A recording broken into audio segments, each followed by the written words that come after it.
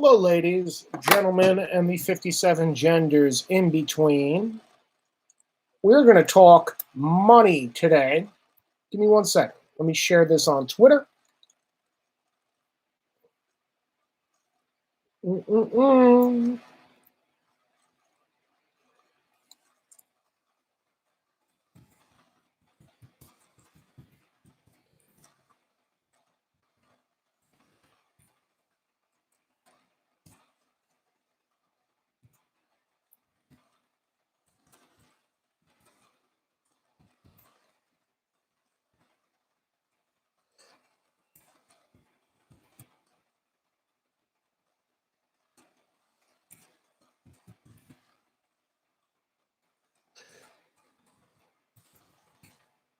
Almost there.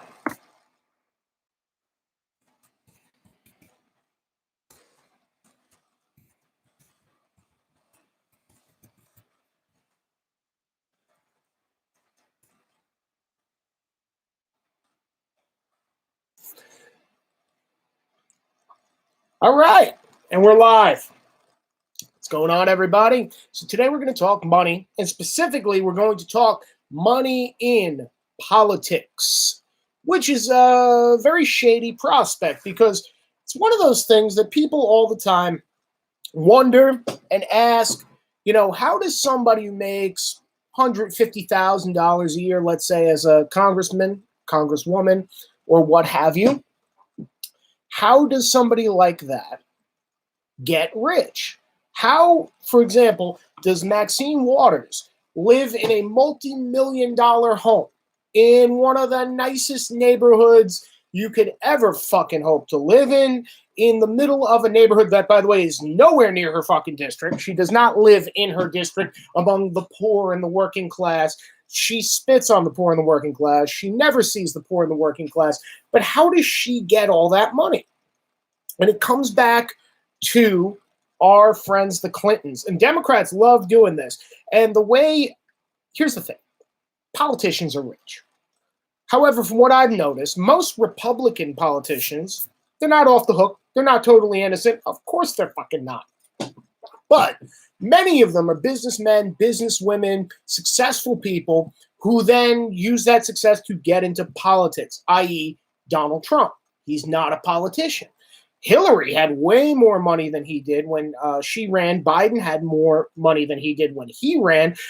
Trump used his own money. Matter of fact, all the people who go, campaign finance reform, we need campaign finance reform. Well, that's all well and good. Oh, 1 second. I'm going to switch my mic real quick because I have a feeling this is all types of fucked up. There we go. There we go. Let me just double check. All right, back at it.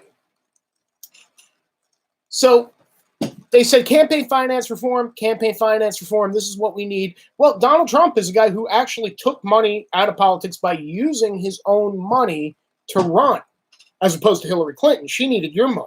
She needed the money of all these people. She needed donors and donations. And it's not to say that Trump didn't also collect donations, but he was very, very, very good at using his own money to campaign because guy's a billionaire. If you know one thing about Donald Trump, he's good at business. And they even tried to take that away from him. They're like, he sucks at business. He filed for bankruptcy like a couple times. And it's like, yeah, but he started like 577 companies, filed for bankruptcy a handful of times. So the question is, how does a lifelong public servant get rich? How does Bernie Sanders have 3 houses? How does Maxine Waters get rich? How does Maxine Waters, who the only job of note she's ever had is being a congresswoman, right? Well, why is it that she lives in a multi-million-dollar home on a $150,000 a year salary? Can she do that? How could she do that? Does she make really awesome investments? In a way, yes. What investment does good old Auntie Maxine make? Well, what she does is she gets married. How does that work? Well, she gets married to some guy. That guy, and I don't know how many people knew this, has a contracting company. Well, that's interesting. So what was it? Like Maxine and him were just getting through as before she was elected, were they just like hacking it in the streets, and she fell in love with some guy swinging a hammer outside, and he was a construction worker, blue collar type guy, and Maxine was just some girl with pie-eyed dreams who met. Fuck no. This is how this works. And I'm using Maxine as an example, so you don't necessarily have to say, oh, specifically, that's not what happened with her. But it's Maxine Waters, Nancy Pelosi's the same thing. I believe Nancy Pelosi's husband somehow is the owner of some big contracting company. Isn't that weird how that works? Well, what they do is there are contracts in that district, multi-million-dollar contracts, millions of dollars to fix the infrastructure in San Francisco or Maxine's district. Millions of dollars get pumped into this. So does Maxine Waters' husband, was he ever putting up sheetrock? Was he? Maybe he was. I'm willing to bet no. He was not a guy swinging a hammer. He was not a guy with a Nikita fucking drill putting sheetrock up like I've had to. He was not a guy who was hacking fucking, buckets of cement and mixing it with his shirt off in the driveway and then somehow worked his way up the ladder and started this contracting company. One of two things happens. Either A contracting company calls him up, maybe he knows somebody, maybe a friend, gives old Maxine's husband a call, Mr. Waters, says, Mr. Waters, we want you to have a meeting with us. Oh, really? Why is that? We think you'd be a perfect co-owner to our contracting company. Oh, you do? Well, golly gee, I've never worked in contracting before. We just think you'd be a good fit. We don't know why, because if we said it's because your wife is a congresswoman, therefore controlling contracts for the district, who's going to get what, it has some influence in a certain way. If we said that, that would be quid pro quo. And as we all know, they impeach presidents over quid pro quo. That is very corrupt, nasty stuff. But they go, no, we just think you're a good guy. And you know what? We want you to be one of us, one of the owners, one of the boys. We want you to sit on a board with us. Maybe meet up a couple times a week, maybe a couple times a month. And what we'll do during that meeting, this is how that meeting goes. We're going to sit around and go, boy, we wish we got the contract to work on this road over here. This is a public road, millions of dollars, $100 million to work on that road, That's a query. How are we going to do that? Congressman Waters, of course, needs to sign off on it. And, Mr. Waters, we would never ask you to talk to your wife and to maybe mention, it'd be really good for you. But we do want you to know, Mr. Waters, that if we get this contract, wow, if our luck happens to be so amazing that we get this contract, that the woman you sleep in bed with every night signs this piece of paper, I guess you'd be getting a $10 million bonus from that. Just hope. Let's all keep our fingers crossed, because we don't want to do anything illegal here. And then I'm positive Mr. Waters goes home with Maxine, or Mr. Pelosi goes home with Nancy, and I'm sure he never brings it up. I'm sure it doesn't come up in conversation that they're working real hard to get a certain contract, and, hey, because here's the thing. Yes, Nancy Pelosi's making $150,000 a year. Maxine Waters making $150,000 a year.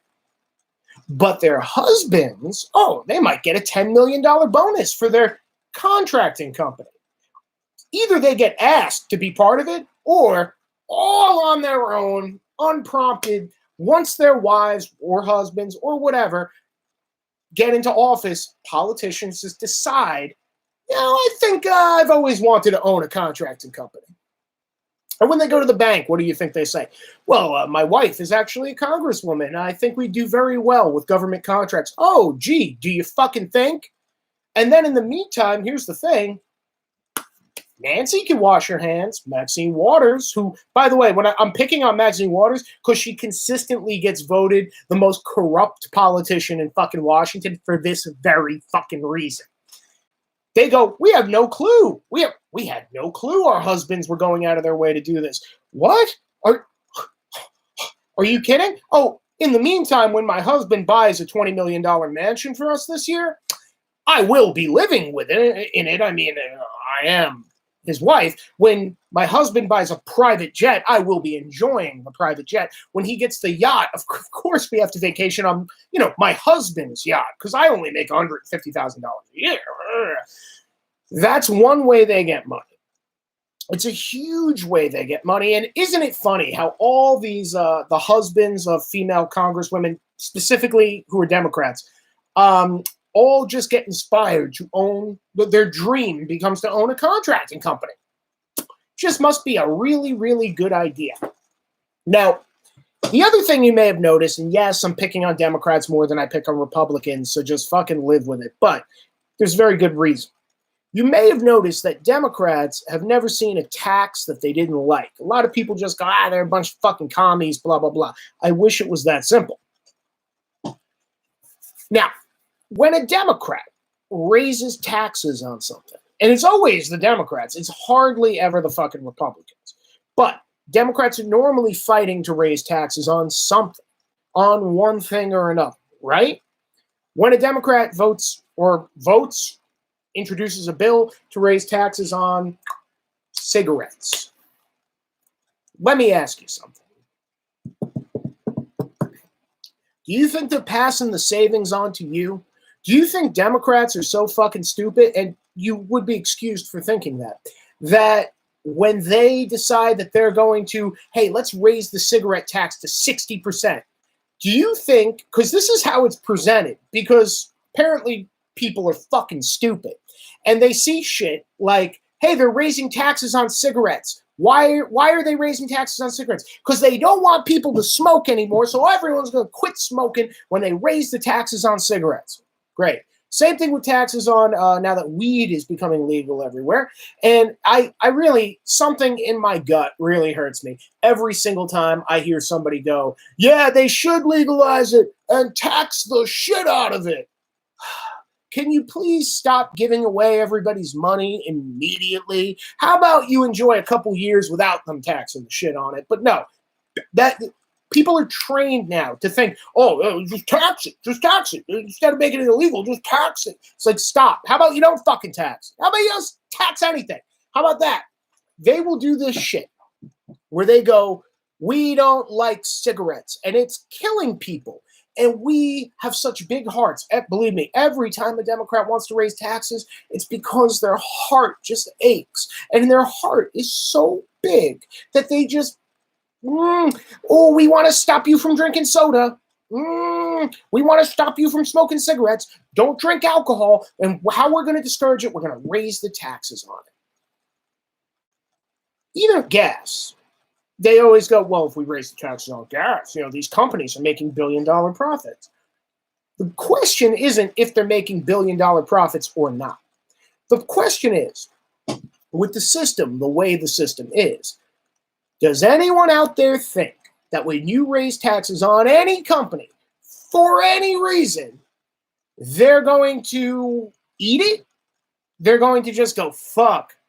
Our taxes just jumped from 25% to 40% on this tank of gas. I guess we're just not going to make good profits this year. Yeah, last year we made $20 billion in profits, but you know what we're going to do this year? We're just not going to make, I guess we'll make $10 billion, right, guys? I mean, that's enough. Isn't that enough? Motherfucker, they pay the best people on earth to make sure those profits stay high. And by the way, when I hear words like, they made record profits, Democrats have turned that into a bad word. Since when is record profits a bad word? Especially in an industry like oil or gas, where tomorrow a battery could be fucking invented, or some other form of energy could be introduced into the world, and that form of energy will put them out of business.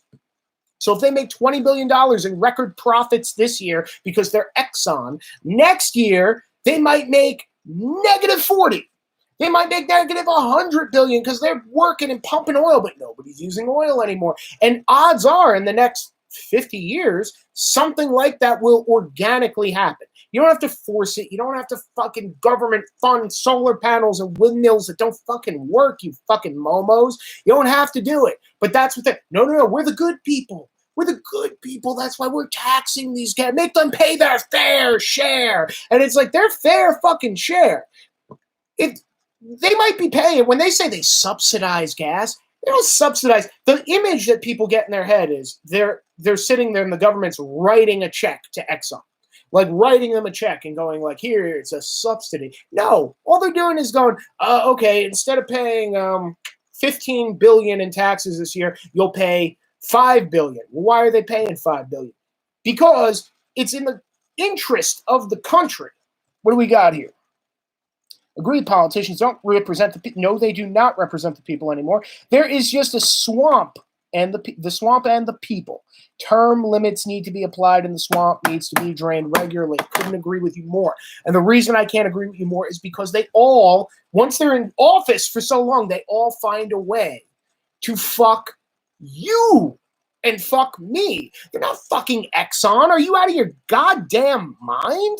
Do you think that they're fucking Exxon? No, Exxon's going to go, oh shit, they're going to tax us more this year? Yeah, they're going to double our taxes. Really? Because we keep the price of gas pretty low for everything. If the price of gas goes up, remember this, when the price of gas goes up, the price of everything goes up. Not just people working in energy. You need a truck to bring you everything you see here. That action figure of Al Pacino. That action figure of that fucking Dracula guy. This flag. Posters. Everything that you see, it's because it got driven to some place, one way or the other. So if the price of gas goes up, the price of transport goes up. If the price of transport goes up, the price of your products go up. If the price of your products go up, it comes out of your pocket. Do you think they're giving you a fucking raise?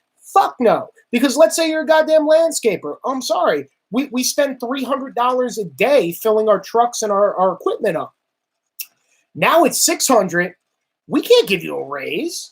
Matter of fact, we might have to fire you. That's what it turns into. But yet, the price of everything is up now because the price of gas is up. The price of food goes up. The price of fucking everything goes up because everything is somehow connected to driving it from one place to another, one way or the other. So when they raise taxes on cigarettes or Coke, let's use Coca-Cola because the price of a pack of cigarettes in New York City right now is like $14 fucking dollars. It might be more. It might be like 15, and I think certain cigarettes are 20. It is goddamn fuck ridiculous. Once again, the cigarette companies, I don't know, do the Democrats picture the board of fucking, William Morris just sitting around going, they raised our taxes. I guess we're not going to make that much money on cigarettes this year. Fuck no. They go, all right, well, cigarettes were $3 a pack. I guess now they're going to be $10 a pack because they're taxing the shit out of us and they're trying to make this illegal and that illegal, which means that we're going to charge more for fucking cigarettes. Once again, they don't pass the savings on to you. They pass the fucking taxes on to you 100% of the time. Every fucking time. Can of Coke. I would say when I was young, but at this point, it was like 20 years ago. Can of Coke was 50 cents. I swear to God, I've seen the can of Coke for like $2, $2.50. Isn't that fucking nuts? How'd it go up that much? Why? Well, because they'll raise the taxes. Oh, it's a sugary drink. And if you live in certain parts of the country, you got a sugary drink tax now. Okay, great. Now, here's what you got to keep in mind.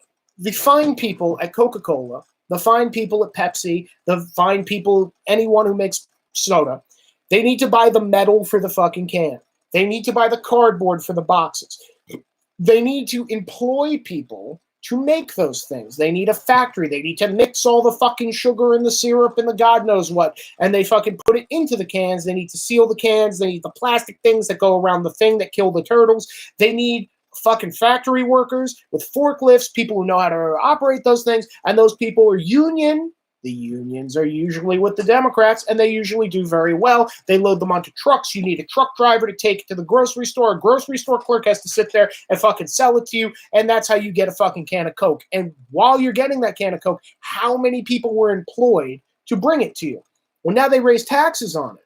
Well, if you were paying 20 cents for taxes, let's say the Coca-Cola company per can pays 20 cents on a 50-cent can of Coke.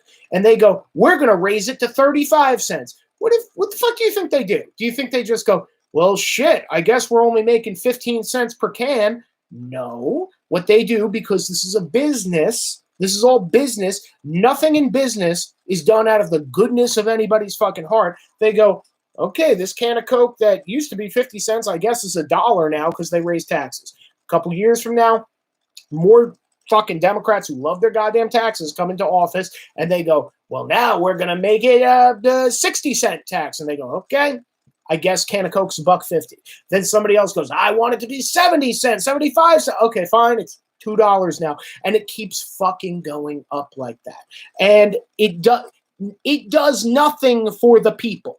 And this gentleman who commented on my thing who said they're not for the people, right. My question is, who the fuck voted for that? My question is, who the fuck is voting for that? Because at the end of the day, these Democrats who all magically get fucking rich. If you don't fucking believe me, look at AOC. Look at this bartender who was making what? Let's say she was making $50,000 a year. Let's get crazy. Let's say she was making $60,000 a year. The second, before she even took office, her wardrobe cost more than that. Her apartment that she got in Washington, D.C. was like one of the greatest fucking places ever to live in D.C. Where's she getting this money? Where's she getting it? Could it possibly be that the unions and all the money you're bringing in, which is a little bit more money for contracts and infrastructure, it's called kickbacks. And the best way to get a kickback, as I was explaining about Maxine and as I was explaining about Pelosi, is to be married to somebody who could get the money, a la the Clinton Foundation, because nobody did this better than Hillary and Bill. They were the scammers of all fucking scammers. Because if you don't know, here's what they did.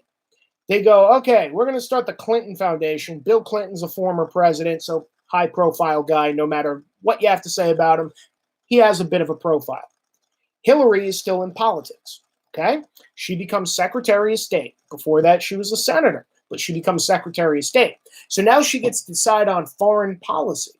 Now, you don't go to the Secretary of State with a fucking bag of money because you go, oh, what are you doing? You're trying to bribe me? I'm clean as a whistle here. I don't take money. No. But my husband, Bill, we have this foundation. Bill does. I'm not involved because I'm in public life right now. And if you wanted to hire him for a 20-minute speech, I don't know. Maybe it would be a $400,000, something like that. Why don't you go talk to Bill, and once you hire him, we'll see what happens with your uranium deal, Russia. That is a very specific example, by the way, because it's fucking true, and we should be fucking losing our goddamn minds over it, but we're not. Nobody fucking gives a shit. But we know that this is happening. This is how they make money. This is how they fucking do it. And all the while, they're yoking taxes up. So the American taxpayer, you and me, every time you buy anything, we're the ones paying the fucking bill for these cocksuckers. That's why people, when people go, oh my God, how could they hate us? I don't understand. This is why. Because you're getting rich doing fucking nothing. You sit in a hall and you vote every now and fucking then, and you make an intern write and read fucking bills for you. You could barely fucking read, but you've decided you're the face of all of us. And we can't fucking stand you because you're fucking us. You're not doing one thing that the people want you to do because Maxine Waters wants a $20 million home. And she gets it. Maxine isn't paying for it. Her husband, who got all these sweet-ass government contracts because his wife just happened to sign off on, I think my husband's company might be the most qualified here. Keep in mind, anyone out there who's had a boyfriend, anyone out there who's had a girlfriend, I worked the door at a strip club for the last 2.5 years. When I'd come home to my girlfriend, I would bitch about everything. I would tell her, the manager did this, my coworker did that, the customer did this, blah, blah, blah. Do you really think that a congressman or a congresswoman, when they sit down to dinner with their husband or wife who might or might not be getting a juicy government contract if they sign off, think that doesn't come up? You think that if I had a pain in the ass customer at the fucking strip club, I would seriously be like, "Oh, you can't believe this guy." So he walked in, he's drunk, and I go, "Hey, I need to see your ID." And he says, "I'm a fucking shithead." So then I said, "You're a fucking shithead." I would go through that story 100 fucking times if it happened every goddamn night. But Maxine Waters assures you that her husband does not come home and go, we're really interested in helping repair that bridge down there. And, the boys say that I could get like $5 million if we land the contract as a bonus, of course, for sitting on the board because I'm just such a nice fucking guy. Trust me, he's not out there swinging a hammer, and he never fucking was. I'd be very fucking surprised if he was. These people don't do that. These people sit in expensive suits, in big fucking houses, go to a board meeting every now and then, talk to the owners on the phone, and they just go, "Oh, golly gee, wouldn't it be something if the congresswoman could sign off on this contract for us? And wouldn't you know who won the pony? My husband's business. He won the bid. Can you fucking believe it? Isn't that amazing, everyone? Hey, shout out to him." Are you fucking joking? Once again, every single vice tax on alcohol, marijuana, sugar, tobacco, all this shit. If they do it with firearms now, because now Biden wants to do some shit where if you own a firearm, you have to basically like pay annually and stuff. Where do you think that goes? Do you think?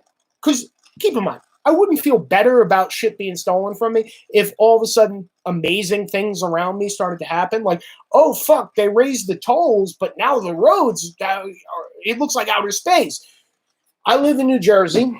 I live about 20 minutes outside the Holland Tunnel. And let me tell you a little story. When I first started driving was 2002. When I started driving through the Holland Tunnel, it was $6 to get through the Holland Tunnel. And when I would drive to go over the Holland Tunnel, $6, and there was always construction outside the Holland Tunnel. They're always working on the fucking Holland Tunnel, right? Well, now I want to say it's $18. So within the last 2 decades, that's how much the Holland Tunnel has jumped up. It might be 16, don't quote me, but I think it's $18 now if you just want to go and pay cash in the Holland Tunnel. And guess what? Every year of my life, and I go into the city all the time. I take the bridges and the tunnels all the time. And the bridges and the tunnels, they all go up together. Every time I do it, there has not been one time, with no exception, there has always been construction outside the Holland Tunnel.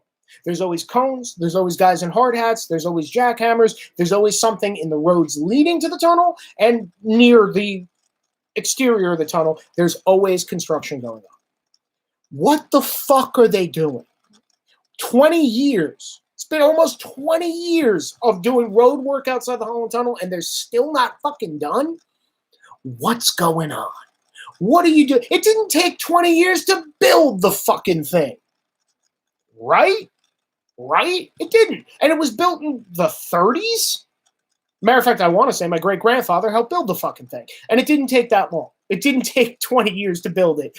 And then they go, no, we got to raise the price. We need more construction, more work, more bullshit. And then before you know it, you're paying $18 and people need to get into the city to work. It's one of the reasons why you live near, if you live in Jersey, you live near the tunnel. So you're going to pay that every fucking time.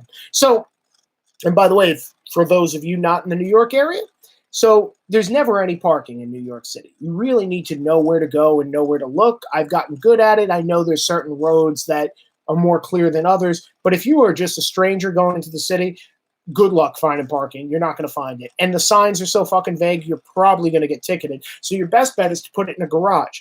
If you put your shit in a garage in Midtown, it could be anywhere. And I'm talking like leave it for 3 hours. You're talking anywhere between $50 and $75 to leave your car there, which means that it costs almost $100 anytime you just want to go into the city and park your fucking car. That's a fact. That is a fucking fact. And in the meantime, every time they raise the price, does it get better? Do they get done with the construction this year? No, they never do. It's a project that never ends. It goes on and on. I don't know what they're trying to repair. I don't know why it's taking them so long. And if they even said we're closing the tunnel for a week or for a month to get everything done, and then it'll be clear sailing, you go, wow, that's, I'll do that. I'll take it. For how long? At least a good 5 years. The roads will be fine. The tunnel will be fine if you just let us get in here and do this major work we need to do that we've been doing for 2 decades since Paul's been driving. Okay, fine, do it. But they never do that. They never even think of it. They never do it. If you drive there right now, if you are in New Jersey, drive to the Holland Tunnel right now, tonight. You will see construction lights out there. They have been there for 20 years. They may as well be a fucking monument. They've been there for so long. It should be the Statue of Liberty, the Empire State Building, and fucking construction lights and traffic cones, because that's what they've had here for fucking 20 years at least. At least. Because I don't know how long they were doing construction before I could drive, but I'm talking the year I learned how to drive, I was driving into the city, been driving in every year since then, multiple times a month. Sometimes I've had work in the city where 5 days a week I was driving in. Always construction. It's always backed up. Now, let's contrast that with one of my favorite structures of engineering, the Chesapeake Bay Tunnel Bridge. Because I go to Virginia, I have family down there. And when I drive, what you do is you take the coast, and basically from the border of Maryland, you could jump all the fucking way in like no time. It's almost like you're teleporting. This thing is so amazing. From this tunnel bridge, it's a bridge, a tunnel, a bridge, a tunnel, a bridge, and then you're out. And it's miles. And it is a marvel of fucking engineering. And if you go over this thing, you basically get to Southern Virginia. You go from like Maryland to Virginia Beach in like 20 minutes as opposed to 4 hours if you took the road. So it's amazing. I don't mind paying the extra money. It also is about $18, but sometimes they bring the price down. I go there and it's 15. Sometimes it's 12. Then it may jump back up again. And I've actually talked and asked the toll collector, I'm like, wasn't it 18 last time I was here? And now it's 12. They go, yeah, we lowered it for the next 6 months. They do shit like that. Oh, it's weird. Virginia, right now they have a Democrat governor, but they have a more conservative constituency overall. Now, I think it's funny that the second the Democrat governor got in there, the bridge fucking shot up. The Holland Tunnel, and by the way, once again, a marvel of engineering. And I go there all the time, or quite often, a few times a year, I should say. Smooth sailing all the way. Smooth. There's never roadblocks and construction. Maybe a couple times I've seen some construction a little bit over here and a little bit here. Never interfered with the traffic. Straight shot. Going. Never backed up for miles and hours of, oh my God, I can't believe I'm taking the Chesapeake Bay Tunnel Bridge. No. Straight shot. Every fucking time. Like I said, a lot more conservative politicians in Virginia. And it's funny to me that when the governor gets in there, all of a sudden the price goes back up to $18 to go over there. But it's an 18 I don't mind. Holland Tunnel, on the other hand, it's not even a 5-minute drive.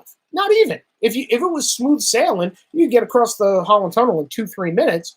But that price never goes down. And that city is controlled by fucking Democrats. And that price, that $6, goes up to 8, goes up to 9, goes up to 10, goes up to 12, goes up to 14, 15, 16, 17, 18. It never goes, oh, by the way, yeah, we just decided we're going to lower the price of the tunnel. Yay. They are always over budget in New York, right? And that price of them being over budget, they get it anywhere they can. That's why the traffic signs are so fucking vague and shit like that. Because if you park your car anywhere where you're like, I don't even know what this sign says on this day, on this, do this, blah, blah, blah. Between this minute and that minute, you can't park here, but you can on all. Yeah, they have these ninjas that fucking shoot out. We call them brownies because they used to wear brown uniforms. And they fucking will drop without hesitation, I've gotten $200 tickets for being in a place for like 2 minutes over the fucking meter. Fucking shocking. They will kill you. And that price in that Democratic run city never goes down. And the Holland Tunnel is not a marvel of engineering. I hate to fucking tell you. It isn't. But, once again, all that money, they don't pass the savings on to you. They never do. When they say, we're raising taxes on this big evil company, somehow that money is making its way back to them. How many times? Every fucking time. Every time. It's never, that's why when people are applauding, like, yay, tax those oil companies, or when Amazon tried to get in New York City and AOC said, no way, Mr. Man, because we're not giving you any tax breaks. Okay, you just cost the city 20,000 jobs with the average being over $100,000 a year. We'll take it to Florida. And she went, good, because you're paying your fair share. And it's like, you dumbass. If you have all these people living in the city, they're going to be buying things. If they're buying things, they're paying taxes. If they're driving over the roads, they're paying taxes. They're paying New York taxes. So you're going to get that money back anyway. That's why it's a trade. By fucking them, all you're making them do is go, well, I guess we'll go somewhere else. But once again, I don't believe that any Democrat, even AOC, who's pretty fucking stupid, I think we can all admit, I don't think she's so stupid, or any of them are so stupid, that they're sitting around going, we should fuck them on taxes, and out of the goodness of their hearts, they should pay it, and it should eat into their bottom line. Once again, Amazon, Jeff Bezos, he votes for liberal this and liberal that, left and right, but at the end of the fucking day, he's a businessman. He's going to hire people to give him the best profit margins he could possibly get. Right? So he's not going to go, ooh, we'll just eat a $10 billion fucking tax. No, he's going to go, move it to a place that's not going to fuck us. Oh, why not? And then they do. And then they're out of here. Does any of this sound like it's in the best interest of the citizens of New York? And by the way, let's say they stayed. Let's say Amazon goes, okay, we're going to open our headquarters in New York. Thank you very much. And they go, well, we're going to butt fuck you in taxes. And they go, okay, well, I guess we have to pay them because we're paying our fair share. All that means is if you live in New York and you're getting Amazon packages, or if you're getting Amazon packages anywhere, it might cost another few cents every fucking time. They might not be as low price for shipping or for whatever because, we got to factor the taxes in. Sorry, guys. And at the end of the day, we all get fucked. And somehow, one way or another, and it isn't just one scam, there's a whole lot of scams. That ends up in the pockets of very particular people because those taxes mean that you could get more contracts. Those contracts somehow make their way into the pockets of representatives who somehow live in multi-million-dollar houses despite not making that kind of money. Because then you got a guy like Bernie Sanders. Good old socialist commie Bernie fucking Sanders, who's worth tens of millions of dollars, and he's never had a job. And then he goes, well, I am worth tens of millions of dollars because I wrote a book. I had a book deal, and my book did very well. Am I missing something? Is Bernie Sanders Ernest Hemingway all of a sudden? Is he Mark Twain or some fucking shit? How good is this fucking book? When you sell the book, and I could speak from personal experience because, hint, hint, big announcement coming soon, I have a book, and I will be selling a book very soon. So right now I'm talking to publishers, I'm talking to literary agents. Now, Penguin Publishing, Simon & Schuster, all these big book companies, the way it works with them is they give you a shitload of money. The way you get in with one of them is if a guy like me, because trust me, I'm trying to get my foot in the door with a couple of those people, but it's really hard because they need to basically come to you. And you need a literary agent. And if you go to the websites of these literary agents, they will say, on the website, it will say, we do not take unsolicited manuscripts. And I thought, that's pretty funny, because how else do you know people are writing? Now, I get it. You don't want every fucking jerk off with a keyboard sending you a submission. But shouldn't you have a department for that? People who read it, say, oh, this is interesting, this one sucks, whatever. But nope, we won't take unsolicited. So what that means is they solicit you to write a book. What that means is they call Bernie Sanders and they say something like, hey, Bern, you ever thought about writing a book? Oh, I never thought of that. What would I write in the book? Whatever. Just about your fucking boring ass life, about the fact that you didn't work until you were fucking 40, about the time you fucking named a statue after a civil rights leader because he did nothing in office, but, sprinkle all your ideas. I was a starry-eyed young man. And, you could talk about all that bullshit. And he goes, oh, that would be wonderful. What's the advance? And then they go, we'll give you $5 million if we could publish the Bernie Sanders book. Why are they giving him that money? Because they're going to fucking push it to the moon. They could get him on every fucking talk show. He'll be on Bill Maher. He'll be here. He'll be there. He'll be in a ton of places. I will never be invited unless I have that kind of backup, right? If you don't have your literary agent, you're not getting on those fucking shows. If you do, there's certain literary agents who make a fucking phone call and go, Bill, so-and-so has a book. Put them on. And they go, oh, yeah, sure, we will. And that's literally all there is to it. So this agency or that agency came to us, book Simon & Schuster, and he goes and they have a marketing campaign. Marketing campaigns cost fucking tens of thousands of dollars for these companies, which means that they sell tens of thousands of dollars worth of books, which means that then Bernie Sanders will get even more money later on down the road once the publisher makes their money back. And, oh, by the way, why is he famous? He's famous for public service. He's famous for his public life. This is one other way you get rich off of your public life. Look at what the Obamas are doing. Documentaries, reality bullshit, and everything like that. You think they're not getting paid? They're producing Netflix shit. When they go, oh, Barack Obama or Michelle Obama is a producer on some Netflix bullshit, all they're doing is putting their name on it.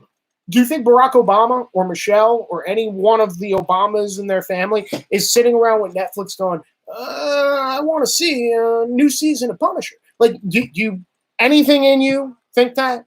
No. It's just another way they use their name now because now I'm famous. Bernie got a book deal because nobody gave a shit who he was before. And when nobody gave a shit who he was before 2016, and literally nobody gave a shit who he was before 2016, he was the crazy old commie who was from fucking Vermont. Nobody cared about him. He wasn't getting a book deal. Could he have written a book then? I guess so. What interesting thing has he done since then? Nothing. He ran for president, lost. Okay. But why is he worth more now than he was in or why is he worth more post 2016 than he was in 2014? Could it be because all of a sudden the news kept talking about him over and over again, and now all of a sudden he's not a politician, he's a celebrity. So now we're selling a celebrity's book who they mention on the news constantly. People look him up. People see he wrote a book. It will get published by whoever. Simon & Schuster, Penguin Publishing, one of the big ones. And then all of a sudden money flows in his way, and he doesn't pay a fucking penny more than he has to. Do you think Bernie Sanders, Mr. Commie, Mr. You should all pay 90% of your taxes, or his horseshit? What do you think? He goes to TurboTax? He goes to Liberty Mutual down the fucking street? He has an accountant who's saving him every fucking penny. And we've seen his tax records, and he does save every penny. And I don't blame him for saving every penny. I don't blame him at all. But he wants my money for some reason. He wants everybody else's fucking money. Everybody else needs to fucking pay. Bernie has 3 houses. That's how it fucking works. That's how these cocksuckers get rich. They get rich on, if you're AOC, make a big stink.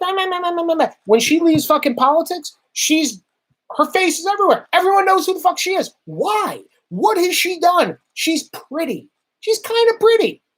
Big old crazy eyes, kind of horse teeth, but you wouldn't kick her out of bed for eating crackers. She's definitely on the prettier side of Congress. If you're going to fuck anyone in Congress, AOC's at least in your top 3, right? Right. So AOC's pretty. She got famous for being the cute congresswoman chick, cute young chick in Congress. That's it. That is it. That is all she did. And then she says dumb shit, but socialists love hearing dumb shit. So they go, yay, the baby made a poopy every time she fucking says anything. And then when she says something like that, they go, oh, and what does it do? They carry it on the news. They write another article. Right-wing sources talk about how dumb she is. Left-wing sources talk about how she just totally owned the right wing. And now when I fucking bet anything, the day she gets out of politics, which I, by the way, believe will be sooner than later, guarantee she'll have a book deal.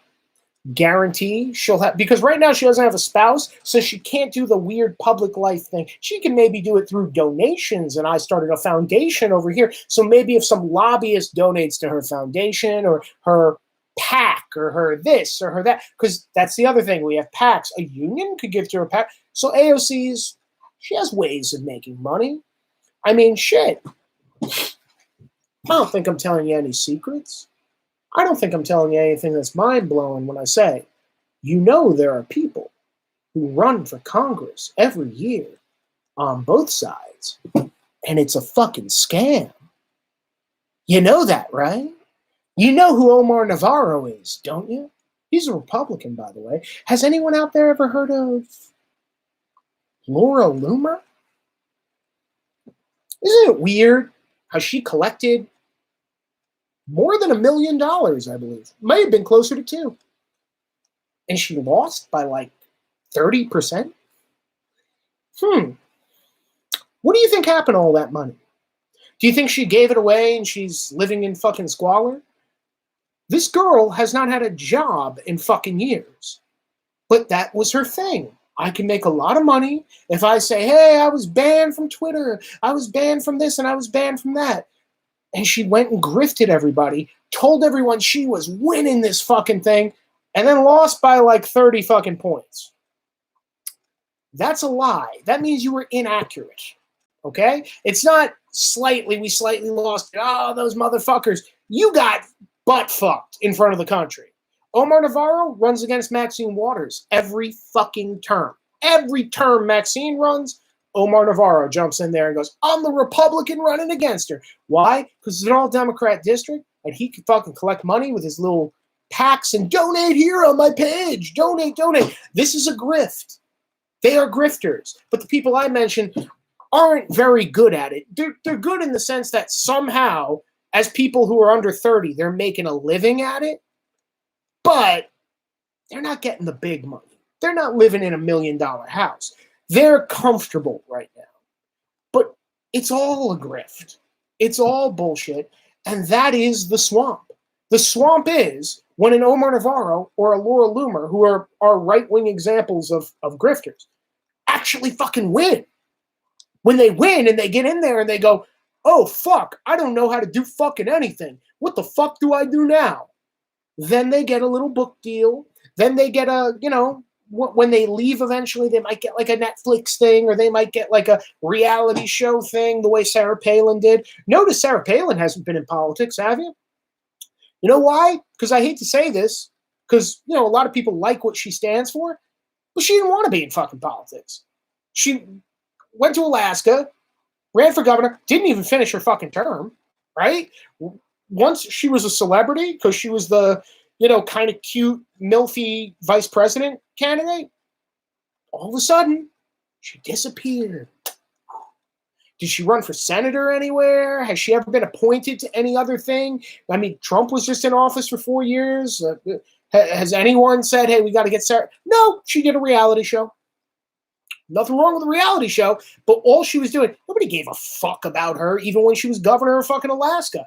But once she did the vice president thing, she saw her ticket. She saw her fucking ticket, and she realized, I'll lend my name to a reality show. Me and my family will do a bunch of goofy fucking shit for a couple months, and then we just sit back and collect fucking millions of dollars. And that's what she did. And not to mention whatever she made while raising money and running and this and that when she was running for vice president. She gets a chunk of that. Oh, I need money for living expenses. Oh, by the way, the living that I just picked is this fucking amazing house over here that is going to cost a lot of money. So I'm going to need a couple million for that. I need money for my wardrobe, and I need $100,000 worth of wardrobe. After all, people are going to see me. It's like, don't you think that's fucking funny? That's why be very, very, very, very careful who you give your money to. When you see all these right-wing fucking people out there. Now, here's the thing. If they're going to give you something back, if they say something like, I'm making a documentary, within the year it'll be done, this is my plan, here's a fucking trailer, can you please give me some money for the documentary, and this is what it's about. And you like it, give it to them. Somebody says, I'm writing a book, hint, hint, and fucking says, hey, I need to complete this, or I need to pay to get it published, or I need this, or I need that, and the book is done, it is finished, and we are going to put it out. Give that person money. I'm making a comic book. I'm doing art. I'm doing this. I have a product I want to sell you, so you will get something. I will take your money as a donation and then hand you back a t-shirt or this or that. Go right ahead and fucking give your money to that. But if somebody's big promise is, I'm going to be part of the government, especially if you look around at their fucking district and you go, Well, it doesn't seem like you're going to win your fucking district. The district seems pretty against you. Oh no, I need millions of dollars to win this. But it looks like in the polls you're going to get crushed over here, and you keep telling everyone you're going to win. I got this. Don't believe the polls. Well, you know what? The polls suck. Don't believe the polls. But when the polls have you down by like 40%, 30%, 20%, you're probably not going to pull this one off. I don't know. That's how people are making money, by pretending to be politicians. These grifters are pretending to be politicians. They're lying and going, I'm going to be a politician as soon as I get $2 million. And then their friends put them on the air here, there, and the other place. And they go, give money, give money, give money. And then they go, okay. And they get a lot of fucking whatever. They get a lot of money. And then nobody ever says, what the fuck did you do with that money? I don't know. When you got a girl who was arrested bunch of times and every time says, I'm going to trial and I need lawyers and please send me $10,000 and gets $10,000 and then settles immediately, never goes to trial and pays a $300 fine. How come nobody ever goes, hey, give me that money back? Well, that's only so transparent because that's on the ground level. When you get to AOC level, when you get to Pelosi level, Pelosi loves power and she knows how to fucking use her position. And that's how she's getting fucking money in her pockets. And believe me, it should make your fucking stomach turn every time you see one of these people demanding for some cause that we raise taxes, because it never helps you. And somehow, some way, it always comes back around to help them. And when they tell you, like, we're doing this because we want people to stop smoking. We're doing this because we want people to stop eating sugary drinks. Well, what are you doing? Raising the taxes on the thing. Mm-hmm. That's coming back around to them somehow.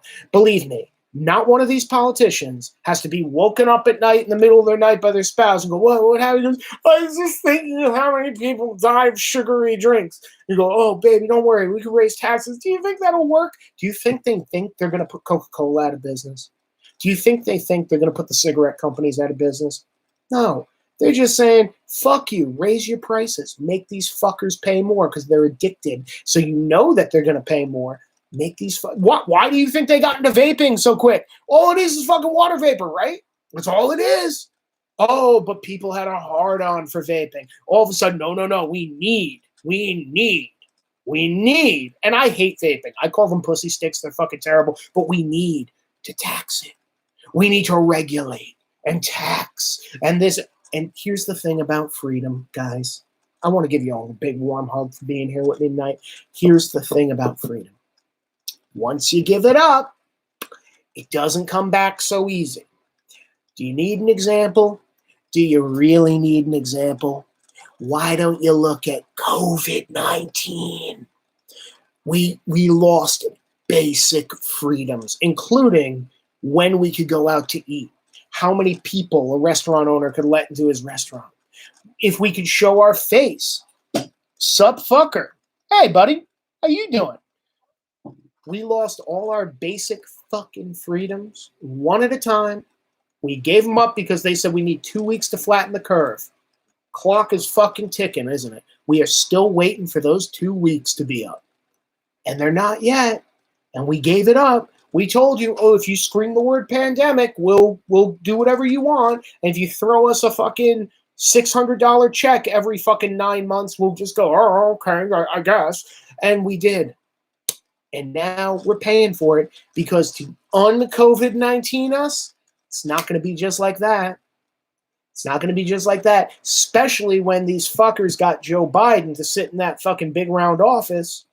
And that guy is saying over and over again, well, maybe 2022. And then you got guys like Fauci who are saying things like, well, you don't have to wear masks in public anymore when there's no virus. And that is fucking that. Having a once-in-a-decade blizzard here in Dallas. Loving your recent streams. Love you too, brother. Or lady. Jared? Junior Rod? J-Rod? J-Rod G? I know you, right? Do I know you? Who the fuck are you? Sure I know you. But thank you for tuning in. I appreciate that. And as per usual, you don't have to share this. You don't even have to like this. This little conversation right here could be just between you and me. I love doing these hours with you fucking guys. I love being able to rant and rave. I love feeling like I'm making COVID-19 productive again. I try. I've written 3 fucking books during COVID-19. Now let's just get them out there and get them fucking published.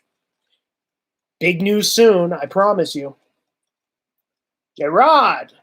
Nah, I just comment on your stuff. Just like a fellow punk rocker with common sense. Fucking A, man. Dude, here's a side rant before we fucking sign off, just because this dude brought it up. I don't understand. This is bonus material. Motherfuckers, you are on bonus time. I don't understand how punk rock became commies. Can anyone fucking tell me that? Can anyone tell me how the whole idea of be an individual, be crazy, be yourself, have crazy haircuts became a fucking uniform? How did that become a bunch of motherfuckers like Antifa walking around with picks and sickles and going, yeah, this is revolution? How did it fucking happen? Because it's so funny. Online right now, I will get people left and right because I post about punk rock shit and this and that. And people will be like, you're not a fucking punk rocker. Let me give you some punk rock credentials, okay? I don't want to jerk myself off, and I'm not Mr. Arbiter of who is punk rock and not. I am not Mr. You're a poser, you're a punker. I don't give a shit. But let me give you some of my punk rock credentials real quick. I have this conversation in private with old school punk bands. Fucking A. So here's some of my punk rock credentials. I have pissed in the bathroom of CBGB's. I have been a guest in Joey and Dee Dee Ramone's apartment and sat on the couch having conversations with Arturo Vega, the man who designed the Ramones logo. Okay? I have seen the Misfits over 20 times, at least over 20 times. I have spoken and have pictures with every single member of that band. Okay? Misfits are from New Jersey, by the way, and the Misfits, except for 1 or 2 of the guys, are the most hardcore conservative, American-loving, patriotic guys you will ever fucking hope to meet. Also, Johnny Ramone. And people go, oh, you say Johnny Ramone was conservative. Yeah, CJ Ramone was also in the fucking Marines, so suck my fucking dick. And yes, Joey Ramone was very liberal, and they got along somehow because it was about being an individual. They didn't say you have to think this way or think that way. Having funny hair. People think now that nonconformity ends with a fucking can of manic panic. What are you, fucking stupid? You think because you put a pink streak in your hair, I thought different, now let's give all the power to the state?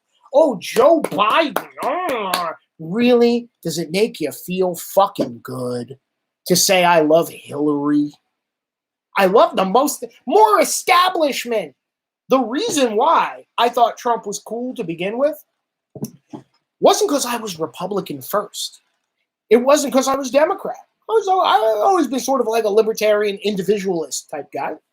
But when I saw Trump running, I went, this is what we have waited for our entire fucking lives. I've always said, why can't some dude who just has $1 billion, if I had $1 billion, I'd run for fucking president and just say whatever the fuck I want because I have $1 billion. I don't give a shit whether I win or lose, and everyone would be on my side. Isn't that the fantasy? Did anyone ever see the Warren Beatty movie Bulworth?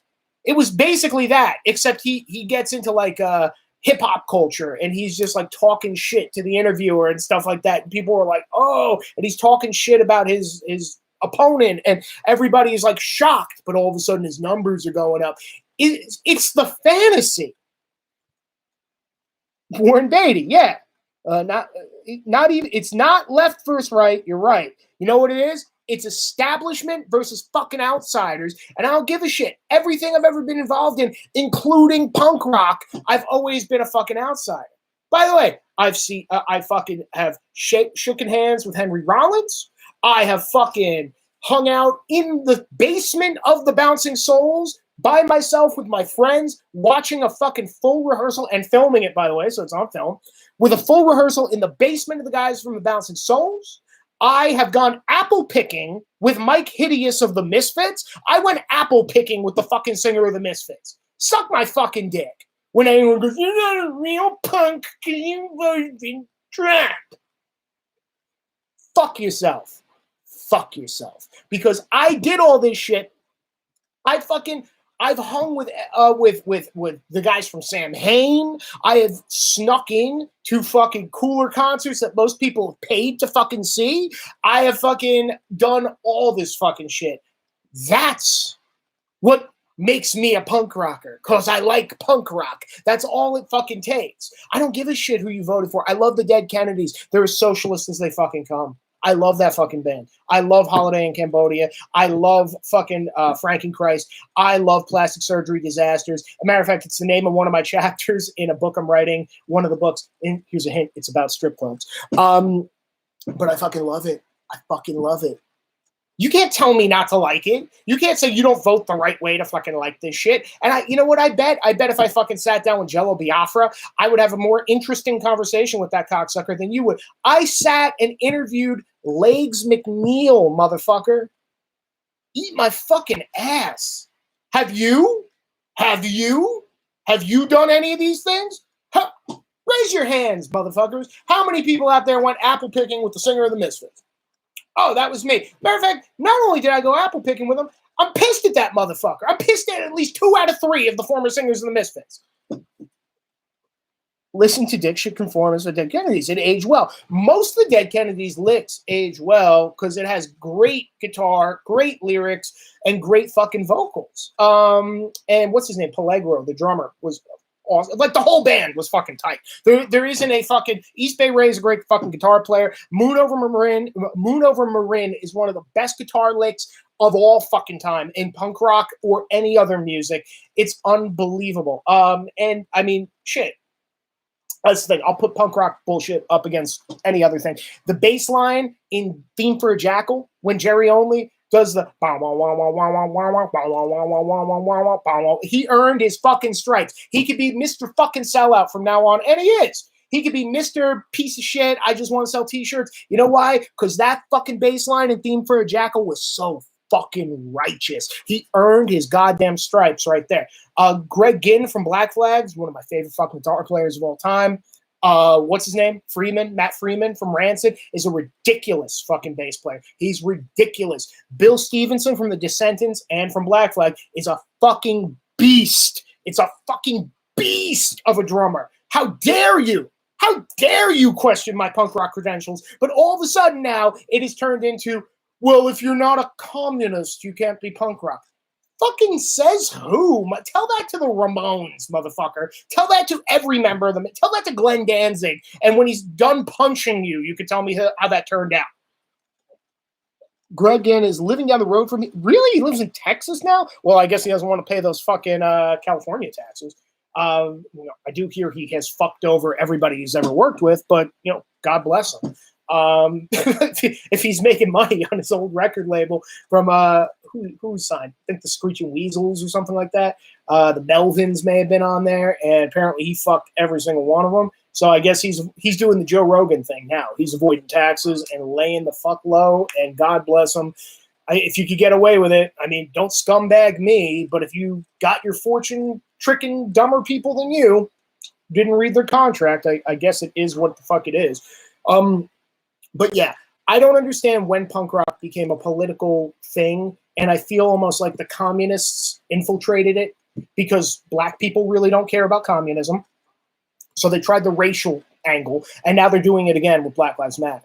Well, black people don't give a shit. If you went up to a black guy who tried to preach like Marxism and preach like Das Kapital, he'd be like, what? Shut the fuck up. I like money. Like every black dude I know is like, what? I'm making my fucking money, dude. You're not taking... If you talk to black dudes about taxes, they know what the fuck is going down. They're like, I don't want to pay all that fucking tax. Kiss my ass.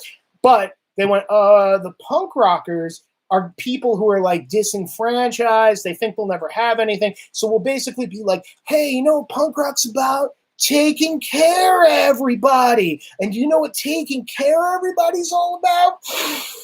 It's about getting money from the government. Because they don't realize the government doesn't have any money.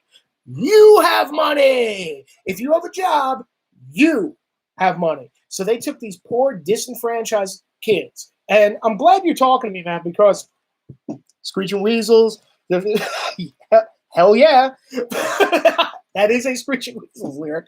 But I'm glad you're talking to me. I'm glad other punk rockers are connected with me. Whether you agree with me politically or not, I don't give a fuck. Because I don't give a fuck what you agree with or don't agree with, and we can fucking talk it out. I don't give a shit. I'll talk to anybody. I don't care. I talked to a dude from Iran last week. Are you out of your fucking mind? I'll talk to anybody. What do you have something different to say? Let's see if I never fucking heard it before. But punk rock is about smelling like floor beer. And if you ever went to CBGB's, as I have, you would smell like that for fucking days. That bathroom was fucking gross. I promise you that. And I didn't even know. This is before like the legend of the bathroom grew. And when I say before, I mean before it closed, because after it closed, then everyone would talk about the terrible bathroom. But like, we just went to go take a leak, and we were like, what the fuck is going on in this goddamn place? That's the thing. I never cared. I hung out with like New York theater kids most of my fucking life, you know? And I was never even punk enough to be the punk kid. I just did my fucking thing, and I like metal, and I like country, and I like rap, and I like a lot of fucking shit. I like classic rock probably more than anything. Like, I like all that shit.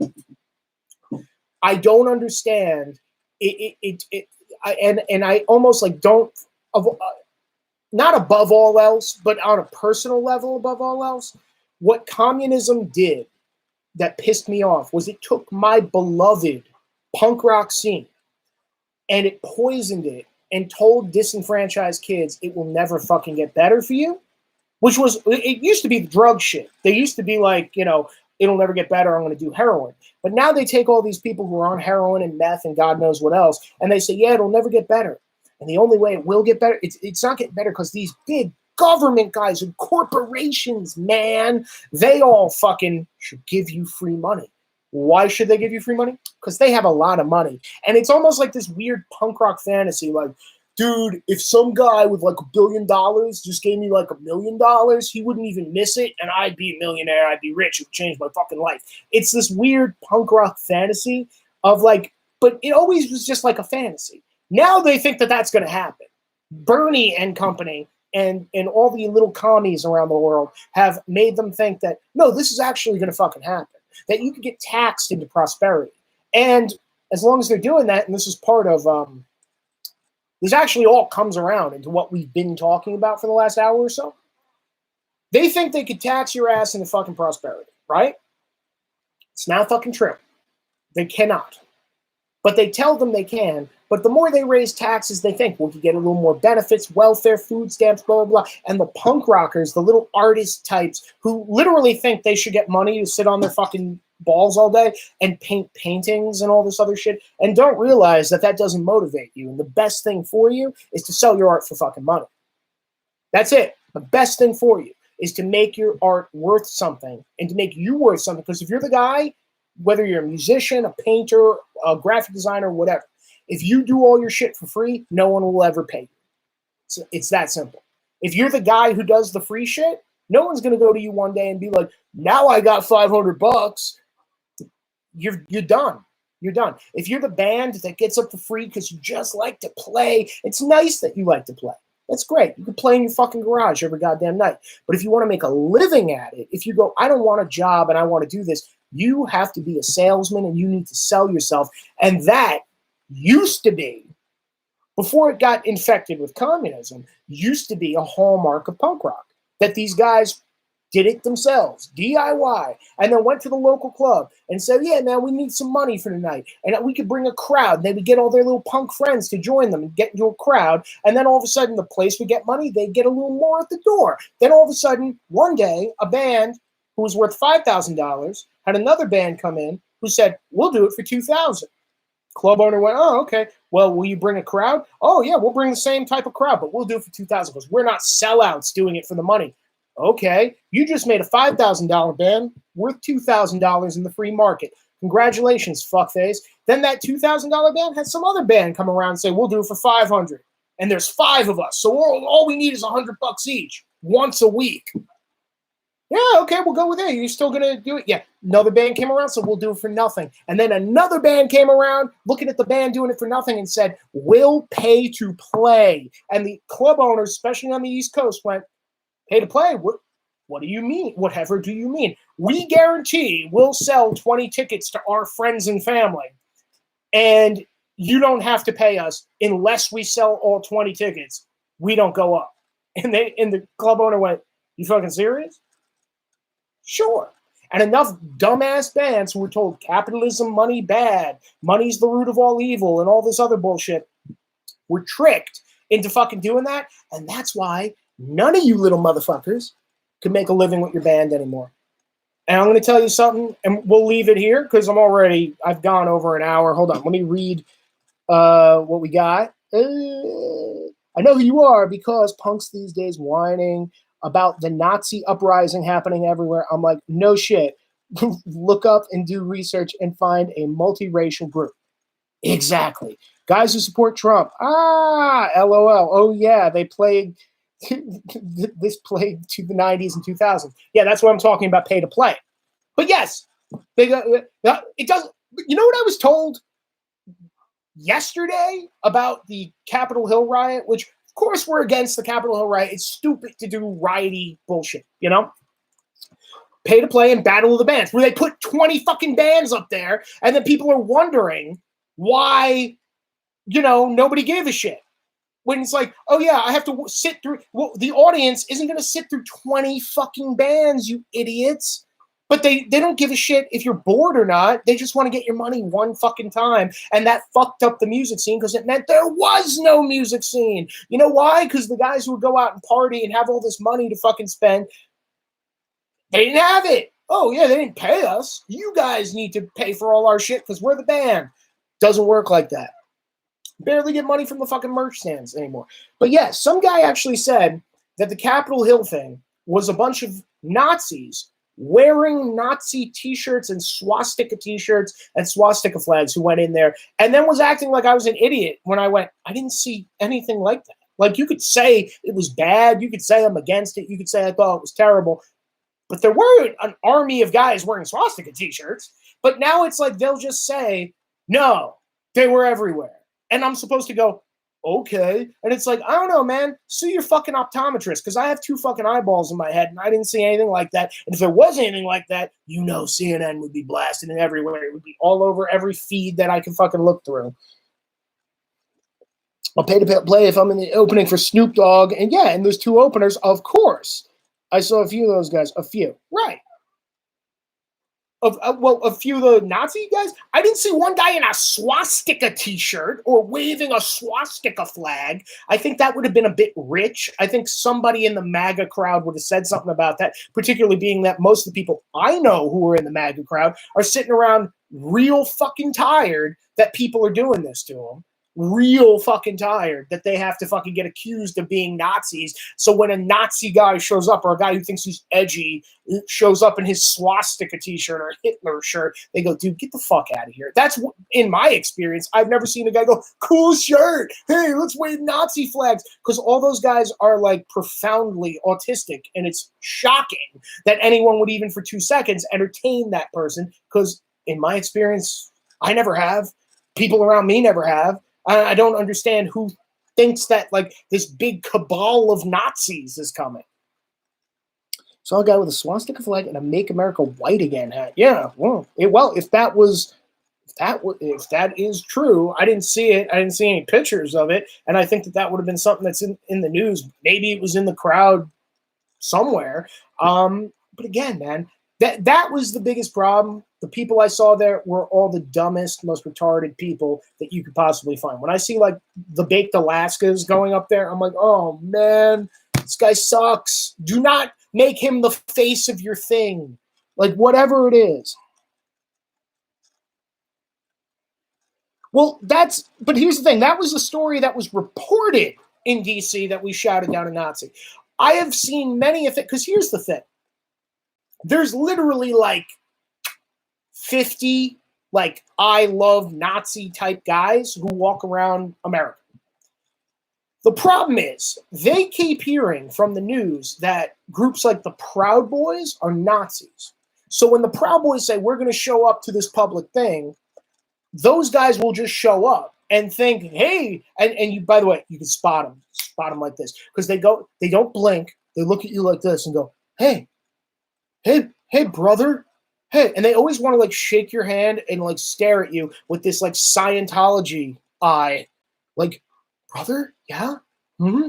Yeah, yeah, and then they'll just sit and kind of like watch you as you talk about whatever, and then at some point in the conversation they'll be like, well, if this place had just more white people, and you just like look and be like, huh? Or they'd be like, well, that's where the JQ comes in, and you go, oh, motherfucker. And then normally we just like look at them and go, what are you doing, man? And I've seen that happen, at least 6-7 times. It didn't happen every time we all met up, but I've seen it happen. Hey, I won't tell the whole story today. I'll save it for another day. But hey, in Prospect Park in Brooklyn, a Nazi guy who was stalking me, and I beat the shit out of him in public with nothing but Proud Boys around me. And then the other guys in the fucking Proud Boys joined in.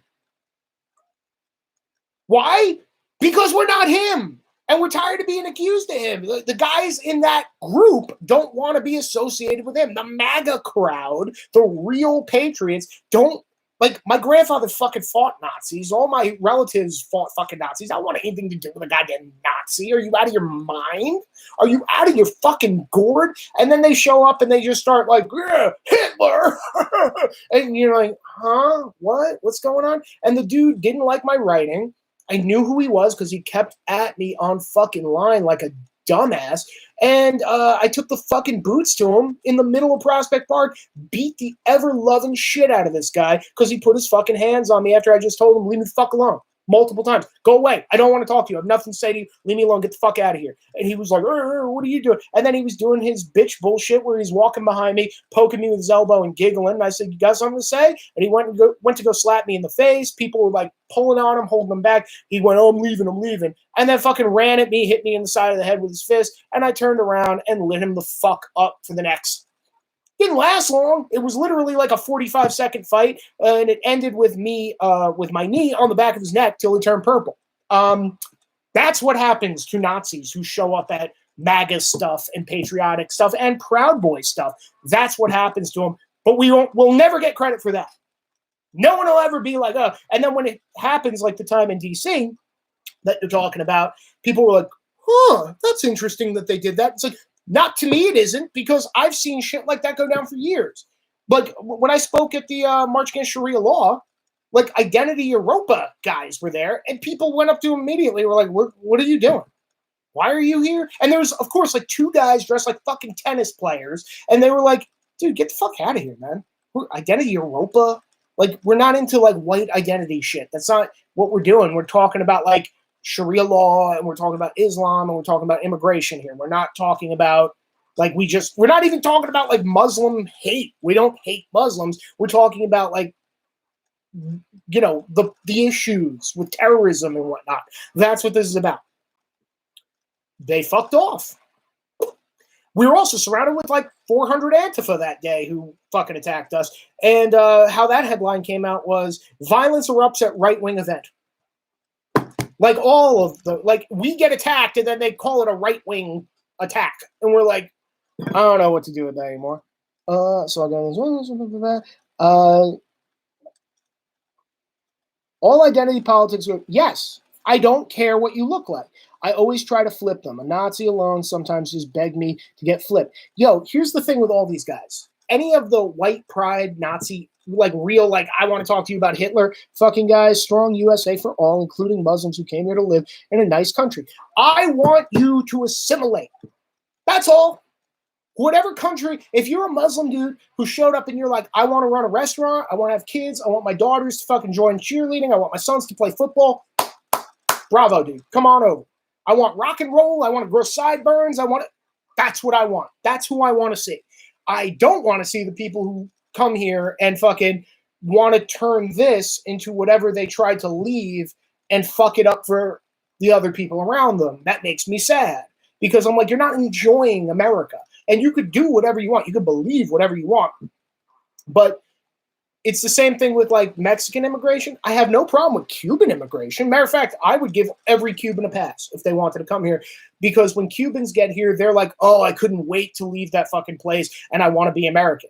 The problem with Mexico is when they come here, they want to basically live in Little Mexico and then send money back to their country and then go back home, and they don't assimilate. They don't want to become American in the same way Cubans and Venezuelans do, because they live in a communist country, and that's a problem for them. I've asked interviewers before, if I don't have a problem with Cubans, if I'm saying to you, let all the Cubans in, I don't give a shit about that because they make amazing Americans. Why are you, doesn't it stand to reason that when you just think I'm racist because I say like, well, yeah, we should build a fucking wall at the border because I know people at the border and they say it's a huge fucking problem. Doesn't it stand to reason that I would also not want Cubans? But I do want Cubans. I want as many Cubans as we could get.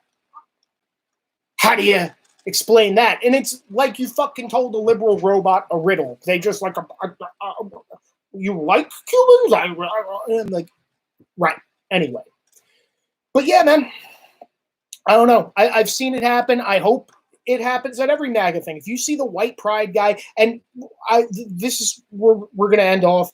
The white pride guy, the fucking whoever, the guys who show up and they all are lonely.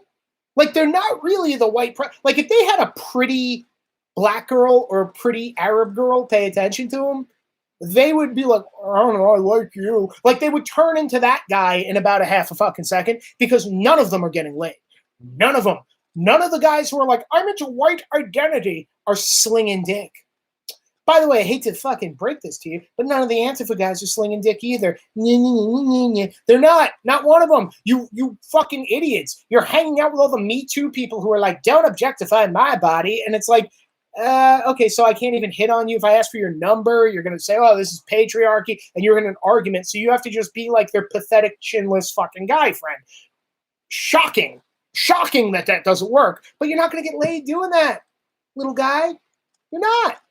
Sorry. And the Nazi guys think that they're being edgy because it's the same. It comes from the same line of thinking as flat earth people. The flat earth people and the Nazi guys are the same thing. It's a contrarian thing that then they start believing in because they think it makes them different and unique. Because they think like, well, we all know the earth is round. But if I tell everyone it's flat and come up with some like debate club bullshit for why it's flat, then I'm interested. Nazi guy does the same thing. We all know Hitler's bad. Everyone knows Hitler's bad. But what if I say he was good? And then they get all dorky about it and they start memorizing war and time and dates. And they also have to make it all work. They deny obvious facts. And then they also make it like it was all just commies versus Nazis.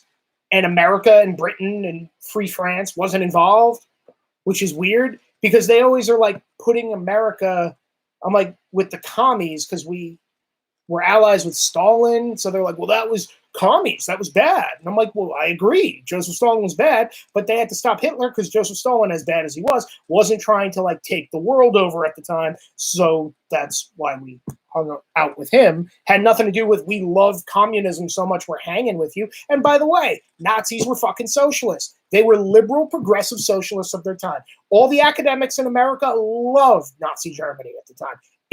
Look it up.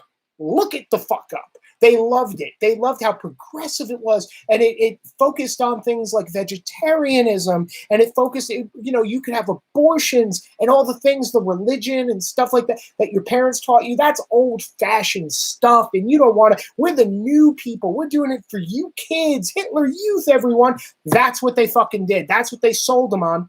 Commies did the same thing. When commies and Nazis fought, it's not because they're opposites.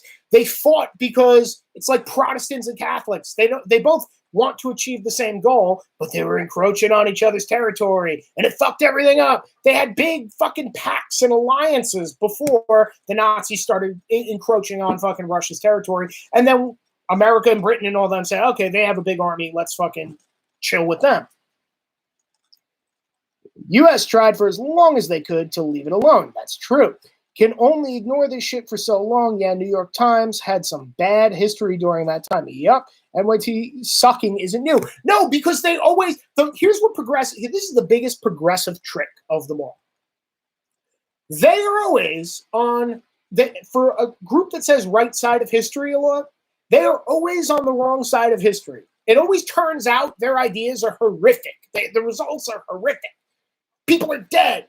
People are segregated. Identity politics. Everyone goes here and there. And then they just go, that wasn't us.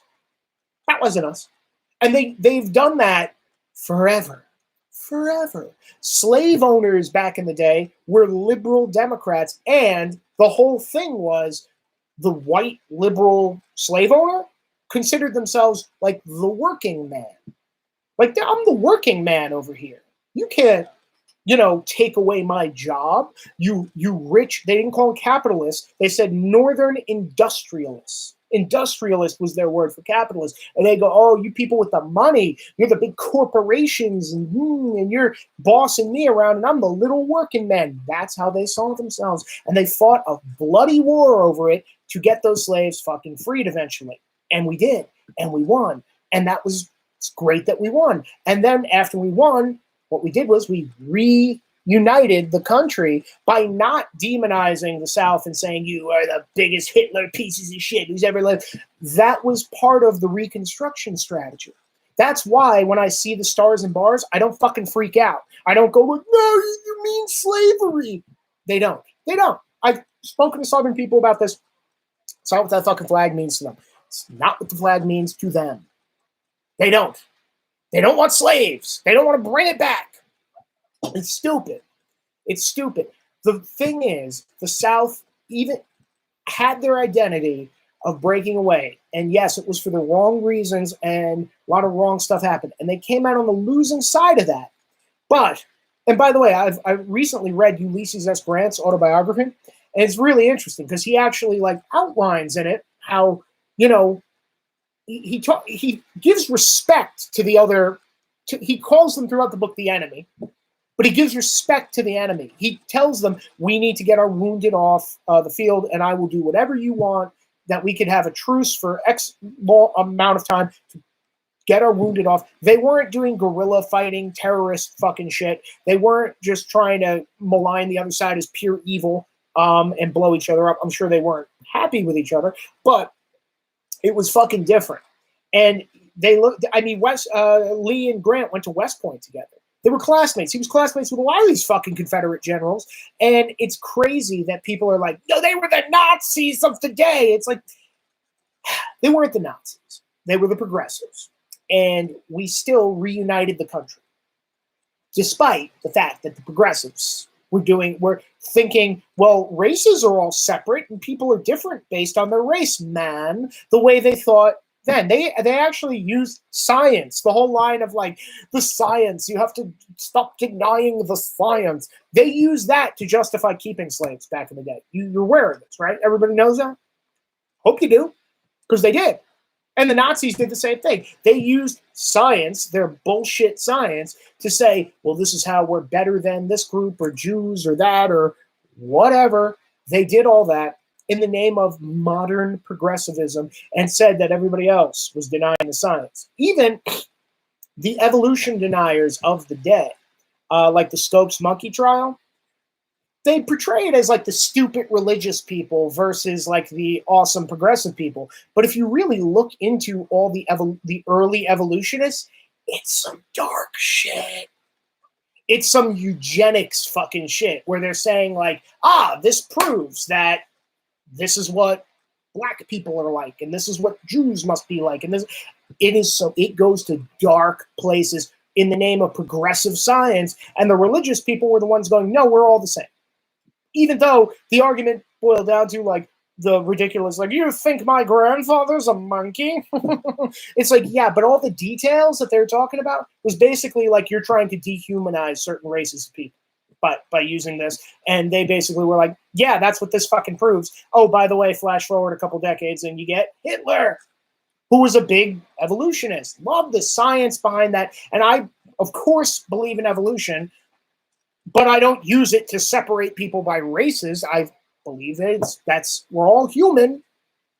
They didn't believe that. The progressives of the day used the science to separate people based on your race, based on where you came from, and they abused the fuck out of it for decades. And the biggest crime they committed was they literally washed their fucking hands of it and always go, oh, that wasn't us. That was the conservatives.